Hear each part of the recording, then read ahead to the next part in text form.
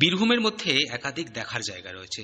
তেমনি রয়েছে 5টি সতীপীঠ, এর পাশাপাশি রয়েছে সাধক বামাখ্যাপার অন্যতম সিদ্ধপীঠ তারাপীঠ মন্দির।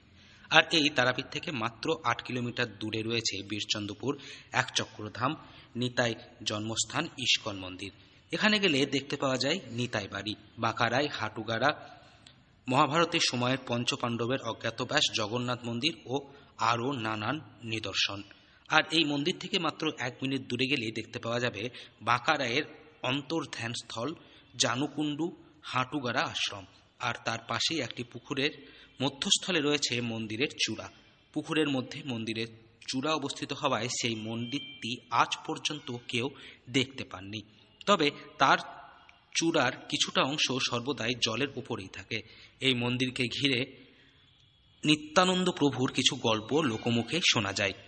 এই কুণ্ডে সপ্তসাগর ও সপ্ত নদী রয়েছে এমনটাই বিশ্বাস করেন অনেকে। যা শ্রীকৃষ্ণ বাঁকি বিহারীর অন্তর্ধানের স্থল, শ্রীকৃষ্ণ বাঁকায়ের অন্তর্ধানের স্থল জানুকুণ্ড। এটাই নিতাই মা বাবাকে চান করার জন্য সর্বতীর্থকে আহ্বান করে এই কুণ্ডে নিয়েছে নিতাই মা বাবাকে চান করার জন্য। হ্যাঁ, আর বাঁকারায় এখানে নীলা করেছিলেন সর্বপ্রথম ধান খাতের জমিতে। উনি নীলা করে সুড়ঙ্গ পথে নিয়ে গ্রামের একটা ওই কদমখণ্ডির ঘাটে উঠে নিমকাষ্ট হয়ে যে ওখানে যে মন্দিরে আছেন উনি। আর নিতাই 12 বছর বয়সে নাম বিতরণ করে ফিরে যখন বাড়ি আসে মা বাবার বয়স হয়।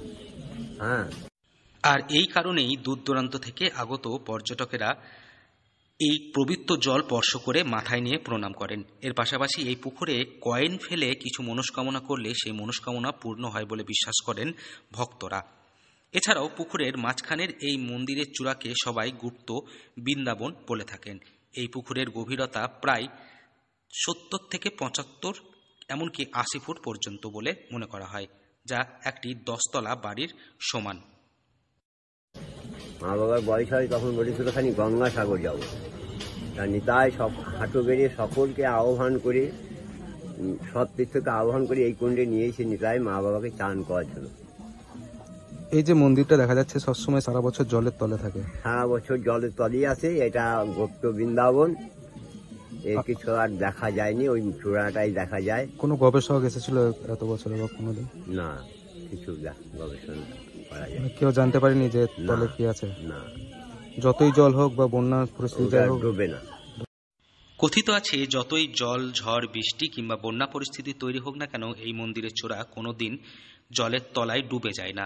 যদিও এই বিষয়ে এক বিশেষজ্ঞ প্রবোধ কুমার রায় বলেন এই মন্দিরটি জলের অনেক গভীরে রয়েছে।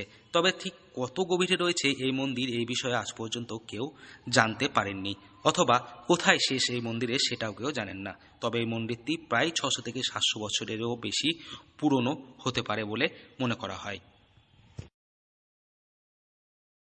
বীরভূম থেকে সৌভিক রায় রিপোর্ট, লোকাল 18 বাংলা।